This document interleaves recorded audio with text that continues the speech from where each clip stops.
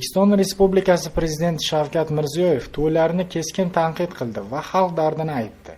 Bosh vazirdan boshlab hokimgacha ijro organi rahbariga to'y marosimiga borishi man etiladi.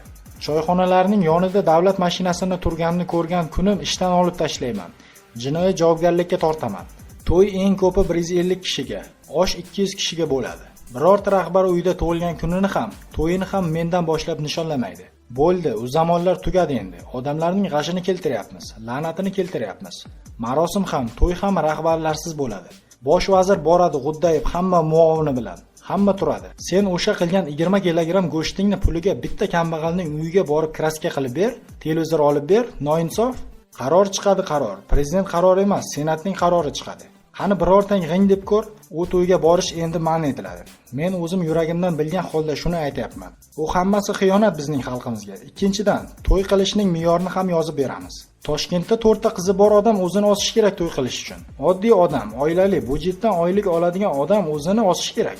4 ta qizini erga berish uchun o'zini ossa to'g'ri bo'ladi. Nimaga? Hech qanday imkoniyati yo'q. Baribir bechora qarz oladi. O'ziga qaramaydi, doktorga bormaydi. Faqat shu to'yga yig'adi. Kimga kerak bu to'y? Bo'ldi, biz oldin tashviqot qilib ko'rdik. Bo'lmadi bu tashviqot. Xiyonat qilyapmiz xalqimizga. To'ylarni agar joyiga qo'ysak, korrupsiya bo'lmaydi, adolat paydo bo'ladi. Agar birorta rahbar, prokurormi, hokimmi, soliqchimi, chegarachimi shu me'yordan chiqsa, o'sha kuni ko'rasizlar. Qamayman hammasini. Qaysi vazir yoki bosh vazir o'rinbosari shunday to'y qilishga qaydan oylik oladi? Hammasi o'g'irlik bu. Agar buni tagini surishtirsak, o'g'irlik. Bu ham ana shu adolatsizlikni targ'ib qiladi. Hamma bilish kerak.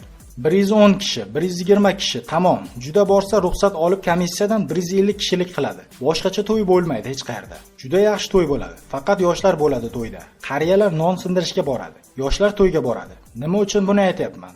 Andijonda ham juda haliga ketgan ertalabki to'ylar, avvalo ertalabki to'ylar yo'q bo'ladi. Bo'ldi endi, obedda soat 1 dan 2 gacha to'y.